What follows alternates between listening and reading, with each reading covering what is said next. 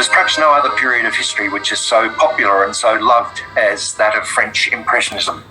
This extraordinary exhibition at the National Gallery of Victoria is a celebration of some of the iconic images from that particular period. Among the images is this one of Claude Monet, with its typical use of fine, distinct brushstrokes, its attempt to capture light and movement. Or this one by Renoir, of a popular dance in the village of Bougival to the west of Paris, a celebration of the life and work of ordinary people, one of the other characteristics of Impressionist paintings. These are two of the paintings from this exhibition, and like the other paintings from it that I use in this presentation, I've noted that they're from the Museum of Fine Arts in Boston. But there are other images that I'm going to present as well. What I'm going to be seeking to do in this presentation is to capture the connections between the various artistic movements that I think gave birth to Impressionism in the 1870s, but also seek to link those developments to the history of France in general and of Paris in particular at the same time. I think these things are interconnected. Very importantly, the Paris that we're talking about across these 80 years after 1831 grew exponentially. While France itself only grew by about 20% in these 80 years after 1831, Paris grew by something like 400%. The walls that had been built under the prime ministership of Thiers in the 1840s could no longer contain the population of the metropolitan area of Paris. So that by 1911, the 4.5 million people who called themselves Parisians often lived outside those city walls. At the start of the period that we're interested in, back in the 1820s and 1830s, Paris was still in many ways a medieval city in terms of its urban topography. Crowded, narrow streets. In fact, there are very few paintings of Paris at that time. This one by Canella is unusual in its detail. And the reason for that is that the dominant forms of art approved of by the French Academy of Art privileged neoclassical style, but above all privileged great works, great scenes, such as this one from Venice by Coho, or what sometimes we call historical romanticism, as in the scene of one of the great battles of Napoleon Bonaparte by Vernet, done in 1836. Many of these artistic works aim to capture great moments in history. They had very important cultural, religious, or historical messages. Some of those messages were overtly political, such as in this painting done by Vernet again, which was commissioned by King Louis Philippe in 1846, showing the king riding out from the palace at Versailles with his 5 sons, a work of propaganda aimed to shore up the regime at a time of political scandal and corruption, when the regime was beleaguered. Vernet was handsomely compensated for the work that he did for Louis Philippe. It wasn't enough, because in 1846 there was a terrible famine, a harvest crisis in France, and in February 1848 the regime of Louis Philippe is overthrown and a second French Republic is proclaimed. The first one, of course, had been during the French Revolution after 1792. Just 4 months later, disappointed workers, furious that the Republic hadn't delivered on what they hoped, took to the streets in protest again. And France was immersed in a bloody and protracted civil war. Vernet himself painted one of the scenes from that civil war in June 1848. At the same time, a different type of means of capturing current affairs was developing in France, and that is the use of the camera. And photography is going to be one of the minor but connected themes that I give you in this presentation. I think that this is probably the first photograph that we have anywhere of revolutionary action. Because of the slow shutter speeds at the time, inevitably, it's very hard to discern any human figures in that photograph, but we can certainly see the barricades. Photography is to be a constant presence accompanying the world of Parisian art after this point. The president of the French Republic, Louis Napoleon, seized power with the army in December 1851 and proclaimed a new empire. He's pictured in this image with his chief administrator, Georges Haussmann, his chief administrator of Paris in the Seine region of France. Haussmann, who'd been given the brief by Napoleon to undertake really extensive reconstruction of the urban landscape of Paris, which is to be of crucial importance. The announcement in the 1850s that Haussmann is to undertake that work is one reason why a Parisian photographer named Charles Marville takes a series of photographs of the old Paris which is about to disappear.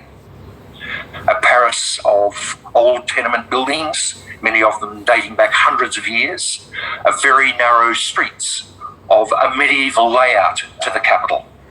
Again, because the shutter speeds were so slow with the early photography, we have no people in the streets unless they're seated long enough, like this man outside a wine bar, to be preserved in this photograph. But this man, Georges Haussmann, the chief administrator of Paris and its region, was to play a crucial role in remaking the urban topography of Paris, of making, in fact, the city that we're familiar with today. A critical reason why he punches through these great boulevards through the heart of Paris is so that in future, should there be any insurrection, the army will be able to move easily along the lines of these great boulevards. You can see on the map to the right in red just how extensive the remaking of the urban landscape is in terms of pushing through these broad boulevards to facilitate troop movements. There are also public health reasons for this, by the way, in that this is a time when much of Paris is becoming properly sewered and when fresh water is being piped into tenement buildings. But another reason why Haussmann is given this extraordinary sweeping mandate to rework the urban topography of Paris is that Napoleon III, as he becomes the new emperor, wants a monumental city, wants a capital that is suitable for a great empire. And during much of this Second Empire period, Paris resembles a huge building site, as much of the urban topography is reworked. So, for example, in front of the new Paris Opera House, many of the old tenement buildings are cleared away to create the space to take the visitor's gaze up to that new building, still, of course, in Paris today. This is also a time of the great spurt in industrialization in France, of mechanization, of manufacturing. It's a time of extraordinary expansion, for example, in the railway network, up to 1870 and then even faster beyond. The railway stations themselves, such as the Gare du Nord in the north of Paris, built in the 1860s, is another monumental building to celebrate this progress, this extraordinary change. A later station that you can see at the bottom there, the Gare d'Orsay, of course, is now the museum which houses so many of the great works of Impressionism that I'm talking about today. It's also a time of extraordinary change to the domestic architecture of Paris.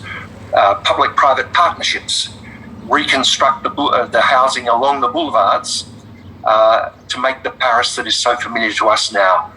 Here, the boulevard that Haussmann names after himself, and one of the department stores which proliferates at this time. In fact, the first of those department stores is one that Eiffel, the young engineer, is involved in building because it requires extensive ironwork that he's to use much later on, of course. But that's a department store which is still working in Paris today, a place that Émile Zola, the great novelist, for example, called the temples of modern commerce. This rebuilding of Paris at a time of rapid industrialization, massive urban change, is also profoundly controversial, because the public-private partnerships, as we would call them, that are behind so much of the building are very prone to corruption. There are all sorts of kickbacks that go on to the entrepreneurs involved in this rebuilding. It's also profoundly controversial because the process of reconstructing the centre of Paris means that many of the poorer inhabitants are expelled to the suburbs, are pushed out of their own town, are pushed out to the northern suburbs in particular. And this characteristic of the monumental city at the heart, surrounded by working class and poorer, neglected suburbs, is one of the reasons why the Second Empire becomes increasingly unpopular with working people.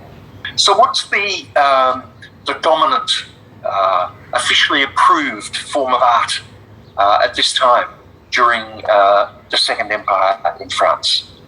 This academic art is very striking.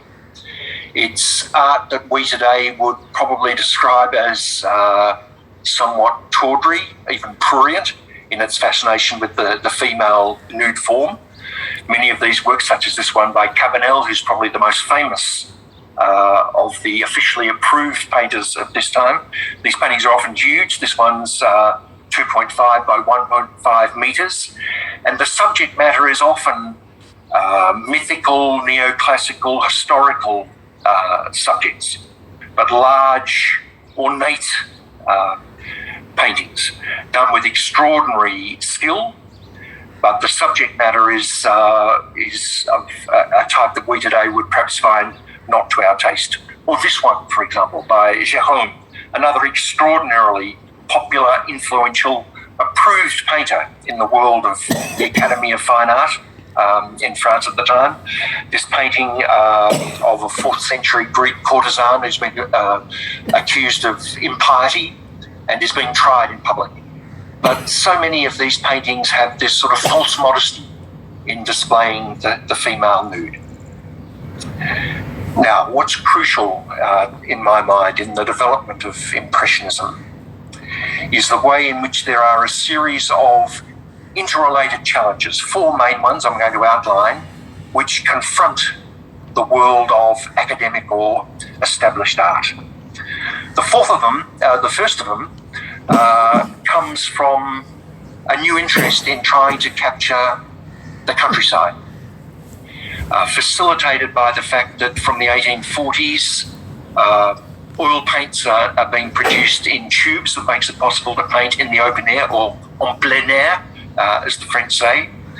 And a number of influential painters, such as Rousseau, gather in the village of Barbizon, in the forest of Fontainebleau to the south of the capital, and start painting in the open air, painting from nature. In fact, the first of these painters to go to Barbizon is Corot himself, who's there as early as 1830. One of the important influences on these painters of landscape around them all the time, and everything that is the smallest thing that's maybe seemingly insignificant is the most significant thing. It's the beauty that we live in. The place we live in allows us to view that and see that all the time, and we're trying to really just record our interpretation of being here and share it. The skies, because Buddha becomes famous for his capacity to capture different skies. He grows up on the north coast of France, on the Channel, in the town of Le Havre, where his father runs a paint supply shop. And Boudin becomes a specialist in capturing the water, but above all the sky, in his hometown. His capacity to capture sky and its movement and its changes is mirrored by a second great development in the world of Parisian painting at this time. It's a very different one, but it also manages to capture movement in new ways. It's the influence of Japanese art. After 1853, when the United States fleet had forced open Japan in the interest of free trade, people in Europe, but France in particular, became fascinated with this new civilization that was now much more readily available. The neologism Japonism is in fact developed at this time, as painters in particular marvel at the capacity of Japanese painters to capture movement in these coloured woodblock prints. It's a type of painting called ukiyo-e, literally meaning pictures of the floating world. And my argument is this is to be one of the crucial new developments which underpins, in the end, the development of Impressionist painting. Also evident in the way that humans are captured, rather than the stiff and formal portraits that have been so common. This is a type of painting which has a huge impact on artists like Edouard Manet, pictured here in a photograph by Paul Nadar, and whose participation in what we today would call culture wars is to be a third major change in the world of painting, a third new challenge to the world of academic art. Manet paints several iconic pictures which are in a way a direct confrontation to that formal approved official art of people like Cabanel and Gérôme. Very famously, of course, his painting of Déjeuner sur l'herbe, shocking to people at the time, because unlike the academic art which painted naked women in historical pose, modestly hiding their gaze from the viewer, here we have Manet painting his friends and family, the women naked, in a very confrontational way. So confrontational that they're excluded from the official exhibition of 1863 and have to exhibit their work at the Salon des Refusés, the exhibition of those painters whose work had been refused for whatever reason. Just as shocking, 2 years later, is his painting Olympia, which again, in contrast to the sort of prurient modesty of official academic art, here we have a courtesan, a prostitute, looking straight in the eyes of the viewer, without shame, and the ambiguous sexuality of the cat at the foot of the bed. This is a painting which is shown in the official exhibition of 1865, but so scandalous, so shocking is it, because of its subject matter and its confrontational aspect, that in fact it has to be guarded around the clock by the police. Connected with this is a fourth challenge to the world of official art, an even more directly political challenge that comes from Courbet at his school. Courbet, a man who had a strong political heritage, a deep Republican conviction, who quite deliberately paints in the open air, en plein air, but takes as his subject matter the world of work of ordinary people. Paintings such as this one of peasant women sifting grain, called at the time realism or naturalism because he tries to paint from nature. But Courbet at times paints portraits of people who are in political opposition to the regime of Napoleon III, such as this early French socialist Proudhon. The person that they're targeting, of course, is Napoleon III himself, the emperor of France under the Second Empire.